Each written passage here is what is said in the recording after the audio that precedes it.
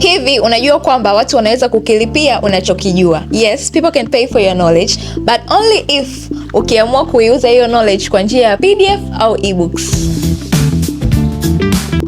Hey guys, karibuni tena kwenye episode nyingine ya Achieve More with Snipe, na leo nitakuonyesha hatua kwa hatua jinsi unavyoweza kuuza PDF au ebooks mitandaoni kwa kutumia Snipe.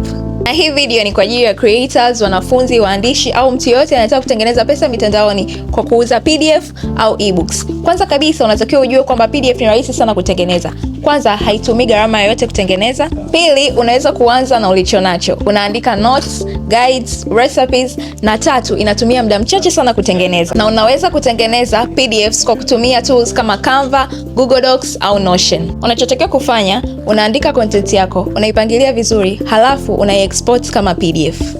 Ukimaliza, sasa hapa naenda kuonyesha jinsi unavyoweza kuuza hiyo PDF mitandaoni kwa kutumia Snipe. Utafungua account yako ya Snipe, tena kipengele kimeandikwa payment pages, halafu utabonyeza catalog, then utachagua media library. Hapo utaenda ku-upload PDF yako, utabonyeza hapo upload, then utaichagua.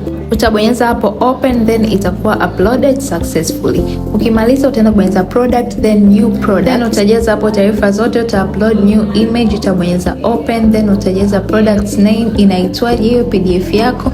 Ukimaliza utaenda kuidescribe product yako, utaweka price ni shilingi ngapi, utaichagulia category. Kwa quantity utaamua washa usiwashe, utaweka quantity, utawasha digital product, then content file utaenda kuselect from media library. Ukimaliza uta-add hapo PDF yako itakuwa imeshaadiwa kwenye product. Ingia kwenye sehemu imeandikwa pages, then utabonyeza hiyo new page.